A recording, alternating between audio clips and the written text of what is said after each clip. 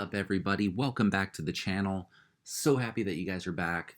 This one's going to be a good one, so buckle up, get your popcorn. We're going to talk a little bit about Hyliion and a post-merger kind of evaluation. And basically, I'm just going to kind of give you my thoughts and use news and information that I've compiled to kind of give you an outlook on where we're going and what the market's going to look like. Okay. Before we begin, I'm not a financial advisor. So these are just opinions. This is for fun. And if you guys are here already, go ahead and hit that like and subscribe button. It really helps me out, and I really appreciate when you guys do it. With that being said, let's go ahead and get into it. All right, guys. So unless you've been living under a rock, you know that Hyliion has officially went live as of last week. We are no longer dealing with Shell. Tortoise Acquisition has officially merged, and we have Hyliion now, right? So with Hyliion, we have a couple things that we're going to talk about, okay?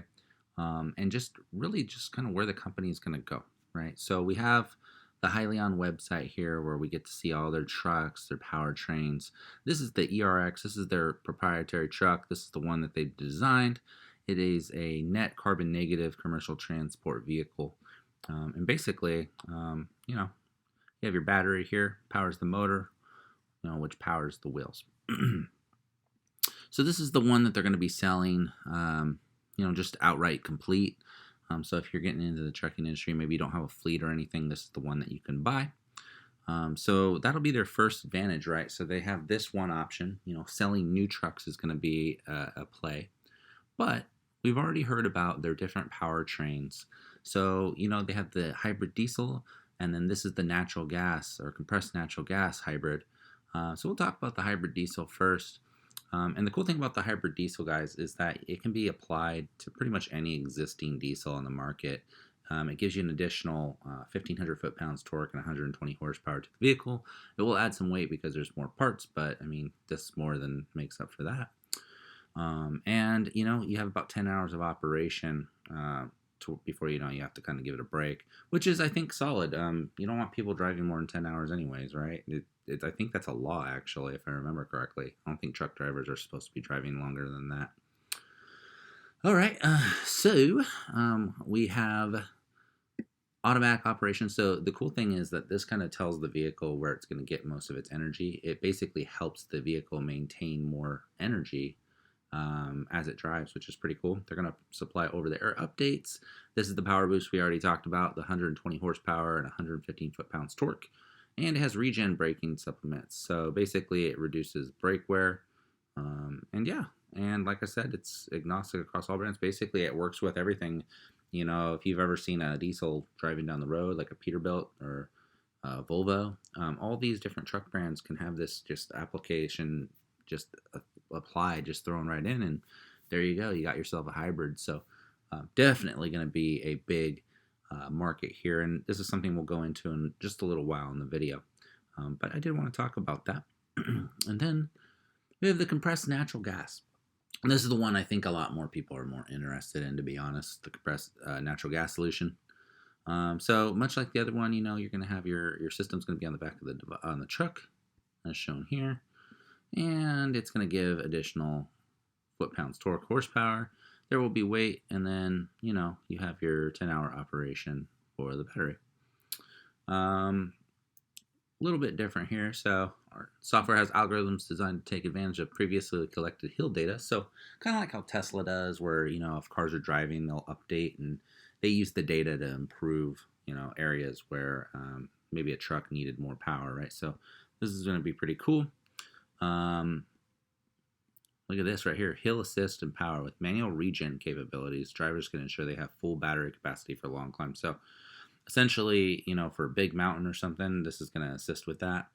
And then we all know natural gas is just going to save a lot more money for fuel every year, and it's a cheaper and cleaner option compared to diesel. So all these different options. So you guys probably already know by now that Hyliion, I'm pretty sure if you're investing in Hyliion, you already know the deal, right? You know that they're going to have a truck, they have the powertrains. This is nothing new. But what I wanted to talk about is just some statistics and some plans for states going forward, right? So first thing we're going to do, we're going to look at semi trucks by the numbers. And this article is a little old, but I'm going to kind of go over this with it as well. So it's a major part of the U.S. economy, the trucking industry, right? And there are there's definitely, I think it's 3.5 million now semi trucks in the operation in the United States, and then around 5.6 million semi trailers, right? Most, I think they said 68% of, yeah, here it is, 68% of all goods in the United States are transported via semi truck. So trains do a big pull, like trains pull a lot, but the trucks, they deliver in smaller areas and kind of help. They're basically the trains for long distance. The trucks kind of pull off the train and deliver it. So I just thought that was pretty interesting. But this one's a little bit more in depth, okay? And I wanted to talk about this because I think people are forgetting, like, Hyliion's going to be supplying other places in the world. It's not going to just be a United States thing. It's going to be a world thing eventually. That's the goal, right? So there are 8.9 million people employed in the United States in trucking-related companies and jobs, and 3.5 million of them are truck drivers, right? So 60,000 people in the United States are employed. So like this. Of this figure, UPS employs 60,000 workers, right? So that's a lot. 9% are owner-operators. So you got people who own their own trucks. And they may be like contractors. There are estimates of 15.5 million trucks in the United States, and 2 million are tractor trailers, right? That's kind of what we went over. So there are those smaller delivery trucks out there. I don't know, if Hyliion may go down that route and, develop a smaller unit, but you never know. Right now, we're worried about the tractor trailers because this is where the market is. Okay. 1 in 9 of the truck drivers in the United States are independents. So, they own their own trucking company. And you got to think that these people don't have as much money as like a giant company, right? You're never going to be able to collect that much money when it's just you. So these might be the people that are targeted as consumers when it comes to, the conversions, because it costs a lot of money to buy a brand new truck. I mean, that's that's a lot of money. So it may make more sense for someone like this to go out and, purchase a new transmission or like a new powertrain rather than go out and get a brand new ERX, So you think, there's 2 million tractor trailers out there and 1 in 9 of them are independently owned. That's a lot. That's a lot of tractor trailers that probably are going to look for those conversion kits, guys. So very cool. And then, of course, Canada has another 250,000 truck drivers in its own right. And that's just north of the border, guys. So that's more opportunity right there. There's 1.2 million companies in the United States that figure that 97% operate 20 or fewer, 90% operate 6 or fewer trucks, right? So this right here is pretty telling. There's a lot of small companies that are going to want to have conversion kits. And this may help Hyliion when it comes to, like going up against a competitor like Tesla, right? Tesla is going to sell a very expensive truck. And there might be some companies out there that get it. And, most of them, I would say, if you're trying to save money, you're probably going to want to go with the conversion. So I'd probably go with Hyliion personally. Because at the end of the day, your business is about the bottom line. How much money am I spending versus how much am I making, right? And wow, in 2006, the transportation industry logged 432.9 billion miles. This is insane. Okay. It's a lot of driving. I couldn't personally do it. So I thought these were some pretty cool numbers to kind of go over. There was one other thing. Here it is right here. A single semi driver drives about 45,000 miles a year on average, according to the Federal Highway Administration. And then the long distance trucks travel upwards to 100,000 miles. So what this means is when you're new, like my buddy did this. He went out on the road for like 5 years, got all his experience. And he was what we would refer to as a long distance truck driver. And then he finally kind of, I don't want to say he retired, but he became like a local truck driver. So he just drives local. I'm assuming this is probably what his yearly driving is now. But you definitely got to put in your work. You got to put in your time when it comes to truck driving, because a lot of companies, they won't mess with you or hire you unless you kind of do the long distance thing first. So this is where you earn your badges, your badges of honor. It's pretty crazy. He's told me a lot of crazy stories too. But he's basically who I consult whenever I have questions about Hyliion. Like I had him take a look at the brochure. Thought it was a pretty solid company. He said that, yeah, it makes sense to invest in it because there's a lot of laws. Like back east, you're not supposed to idle your truck. It's actually illegal in some states. And that was one of the selling points, I think, of Hyliion was you don't have to idle your truck anymore because it's electric, right? Where in the past you turn it off. So it's just really cool to know somebody who can give you some insight. And he thought he was all for it. When I showed him it, he was all for it. So let's get into the next thing, guys. Whenever I talk about long-term investing, I like to look at the future, right? What are the things we have to look forward to? Because, I mean, we can speculate all day, but this is what I look for.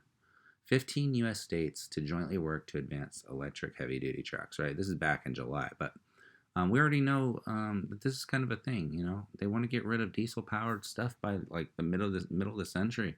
I'll hopefully still be alive, probably be in my mid-60s, but this is going to lead to a cleaner environment. I mean, whichever way we can get that, we're going to do it.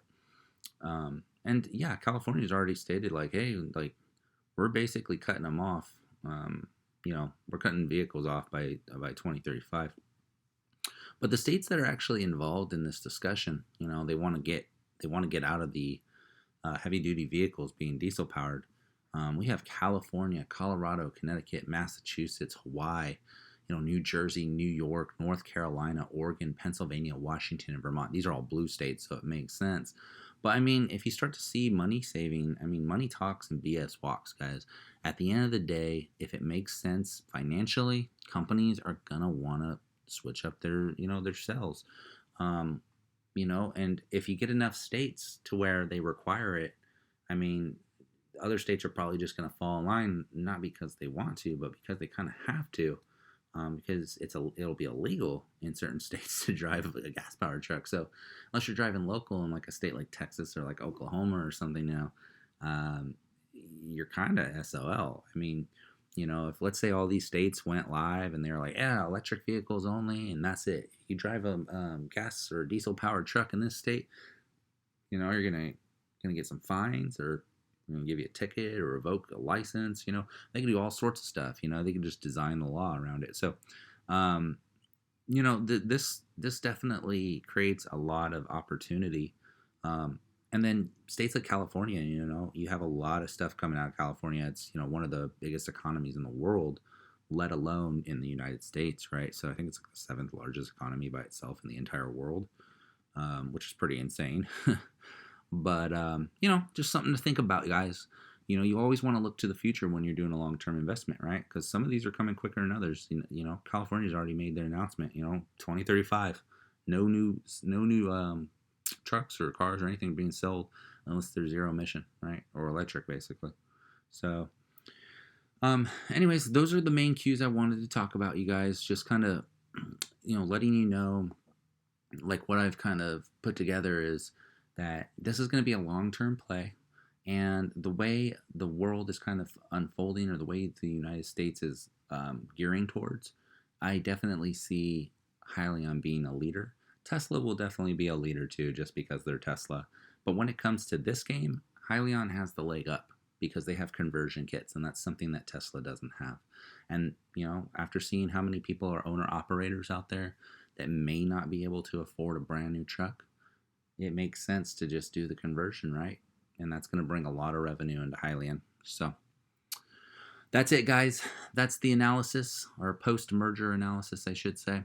I'll go ahead and let you guys go now. Thank you for joining me again, though. I really do appreciate the support. If you guys have any ideas for other videos that you'd like, let me know in the comments. If you have any questions, or if you want me to take a look at a company and give you kind of my opinion on it, just let me know. Throw it in the comments, and I'd be glad to do that. We can make a video or something on it, and I may even throw your name in there. That's kind of a video credit, so that would be kind of fun. But yeah, guys, I hope you're having a great day, and I will see you guys in the next one.